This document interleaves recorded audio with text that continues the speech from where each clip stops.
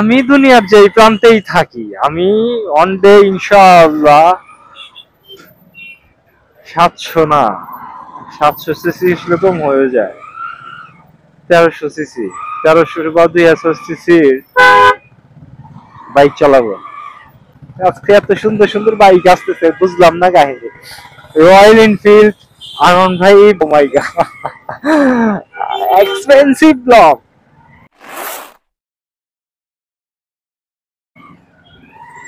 দুইটা গাড়ির মাঝখানে একদম সাই সাই, আরন ফাইভ একটা royal Enfield. Exhaust sound I don't know শোনা যাচ্ছে কিনা।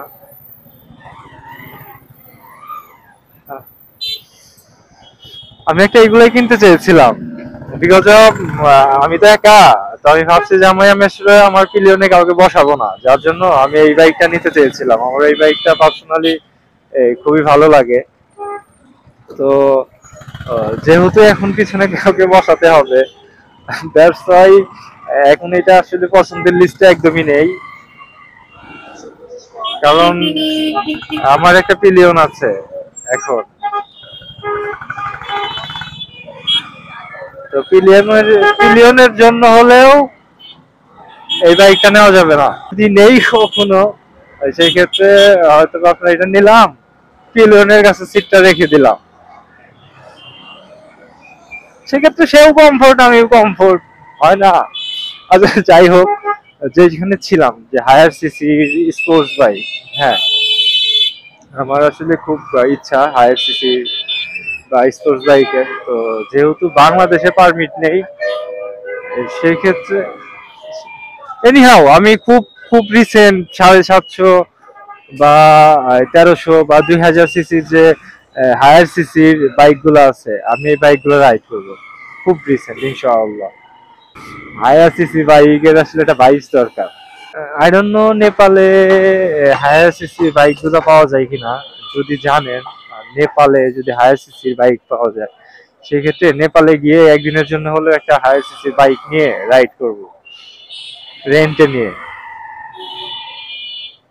থাইল্যান্ডে আমি যতটা শুনেছি যে থাইল্যান্ডের এটা নিয়ে খুব প্যারা নাই, থাইল্যান্ডেও নাই, মালয়েশিয়াতেও আহামরি প্যারা নাই।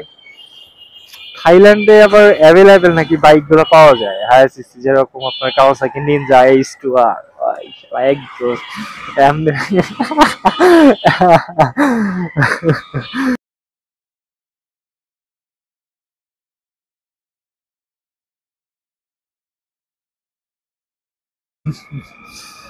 অনডে ইনশাআল্লাহ হায়ার সিসি বাইক নিয়ে, অনডে না ইনশাআল্লাহ, আল্লাহ পাক যদি বাঁচায় রাখে, খুব তাড়াতাড়ি একটা হায়ার সিসি বাইক চালায়া আমি আপনাদের সাথে ওই বাইকটার আসলে এক্সপিরিয়েন্স শেয়ার করব।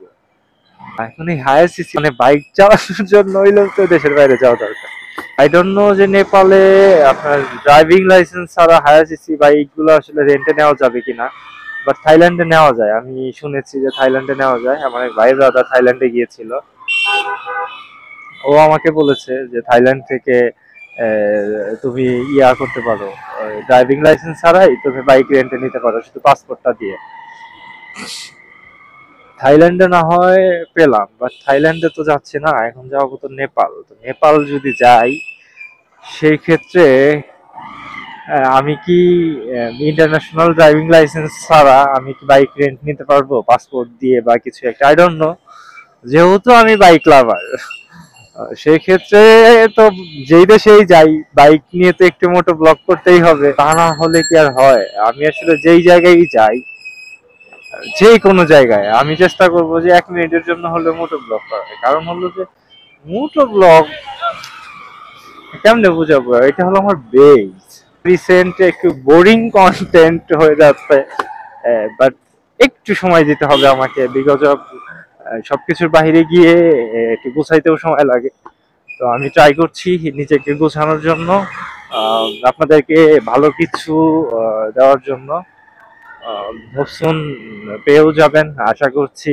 আমি খুবই রিসেন্ট থেকেই আমি কোয়ালিটিফুল কন্টেন্ট আপনাদেরকে দেওয়ার চেষ্টা করবো, বিকজ আপনারা যেভাবে ভালোবাসা দিচ্ছেন, এখানে আসলে কন্টেন্টের সাথে কৃপণতা করা মানে নিজের সাথে বোকামি করা, যেটা আমি এখন আসলে করতে চাচ্ছি না।